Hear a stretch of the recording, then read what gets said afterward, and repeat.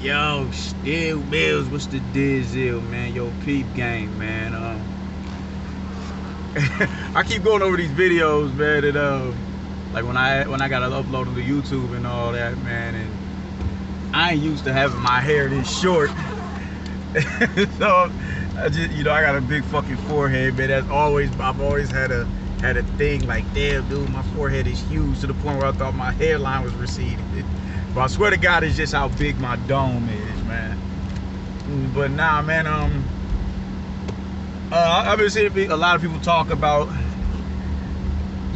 Floyd Mayweather jumping into Javante, not necessarily jumping into, in the ring or whatever, but kind of interjecting himself between Gervonta Davis and his coach to give his input. I don't see nothing wrong with it, honestly, man, because I don't think he was stepping on the coach's toes. I mean, it worked to his benefit, if I'm not mistaken. Like, I haven't watched the fight yet. I ain't gonna watch it until this weekend, but did he not get the stoppage after he did that? Correct me if I'm wrong, but I think he got the stoppage. If I'm not mistaken, he got the stoppage.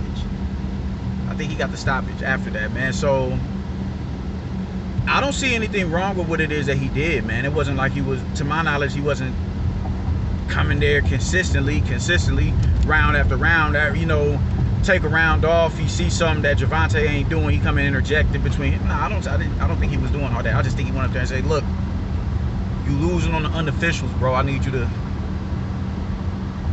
I'm not mad at that, honestly, unless it's some sort of rule that he bent that I've yet to hear of. I'm not mad at that. I'm not mad at that, man. I think Floyd is, and I think Floyd has the respect of his coach. He has the respect of his coach. I mean, you're talking about one of the greatest to ever lace him up, and in some people's estimation, the greatest who has ever laced him up. So I don't think he did anything wrong. And I'm sure his coach didn't mind. He's like, hey, yo, man, that's Floyd.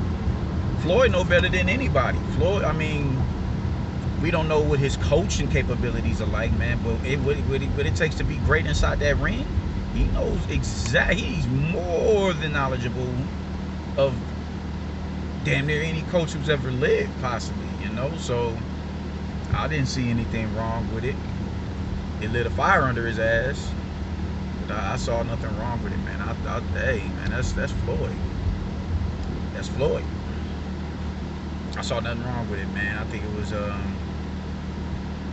it was necessary.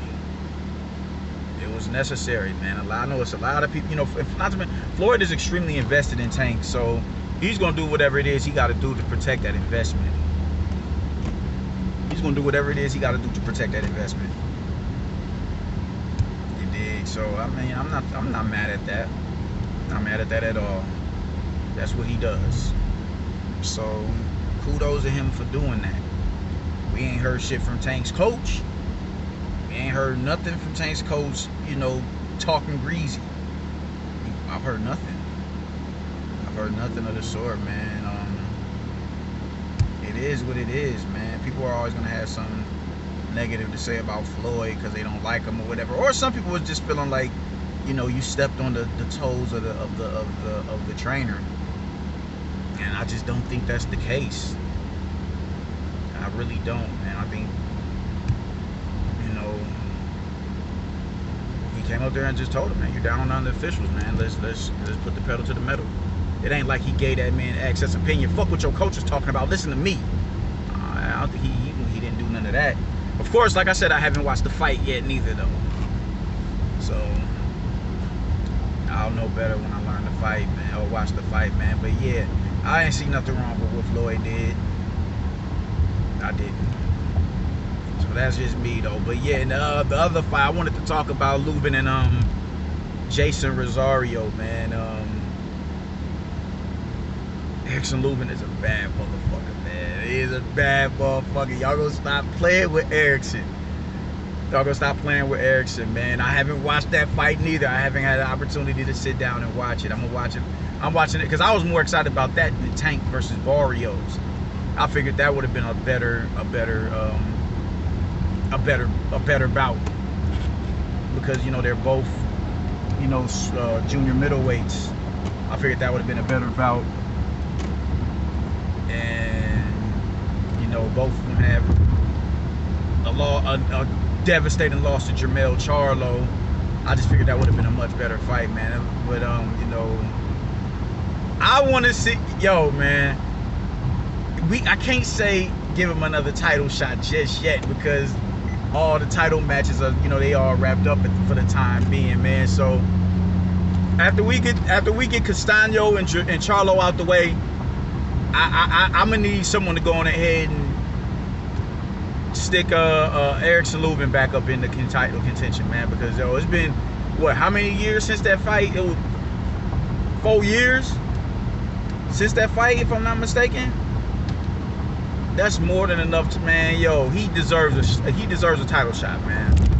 He deserves a title shot. He does. He does. I would love to see him and J-Rock fight, man. I really think that would be an incredible fight. I think that would be an incredible fight, man. I just want, you know, let J-Rock get a... J-Rock, you gotta come on back, man. You gotta come on back. I made a video where, you know, you, Thurman, and Danny Jacobs, J-Rock, you need to come on back. You dig? I need to see J-Rock, man. Like, that's my nigga, bro.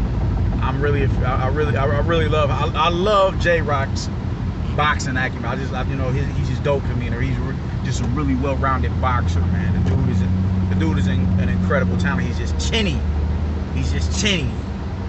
He just, you know, he doesn't take the, you know, he doesn't take a good shot too well, man. But just from the skill set standpoint, that dude is really a dope boxer, man. You know, those are the PBC cats that I love to see, man. Lubin, Thurman, J-Rock, you know, Sean Porter, the underdogs. That's who I like to see on that side of the street. Tony Harrison, because them cats still got shit to prove. They still got shit to prove over there. Them brothers got a lot to prove over there still. I mean, you know, Tony Harrison and Lubin, you dig, losing to Charlo. J-Rock losing to Big Charlo and losing to motherfucking Jason Rosario. But I would love to see him and J-Rock run that, man. I think that would be a bomb-ass fight. I think that would be a bomb-ass fight, man. Let's make that happen. Why not, man? Why not? But as far as Jason Rosario is concerned, man, I don't know what's going to happen with him next, man. 2 back-to-back knockout losses on body shots.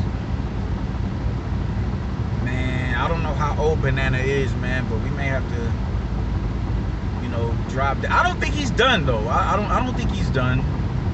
I wouldn't chalk him up, yo, man. Yeah, he's done. I wouldn't do that. I wouldn't do that at all, man. I think he can still be, he's still a quality opponent, man. Possibly, depending on how his next fight goes and who it's against. But, you know, I just think Charlo proved to be better and Lubin proved to be better. That's boxing for you, man. That's boxing for you. J-Rock technically is better, but J-Rock lost to him in devastating fashion. So,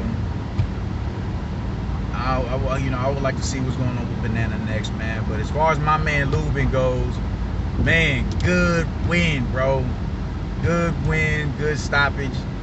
I know you itching for that Charlo rematch, man. And if you keep this shit up, he's not gonna have a choice if he doesn't move. Because he may not move up. If Jermall don't move up, Jermell might stay at 154 pounds. If he stays at 154, he ain't got no choice but to come holler, bro. He ain't got no choice. He'll have all of the belts. He'll have all of the belts. I don't know what sanctioning body you're ranked in, but I'm sure, I know clearly it's one of the belts that Charlo's gonna have. But I don't give a fuck. Get that man a rematch, man. He working too hard. He's deserving of it, and you know he's fighting like I want to redeem myself. Even if I lose, let me lose in a better fashion than what I lost in the first time. So as long as I get in and I'm able to give you good work and make it controversial, I can accept that.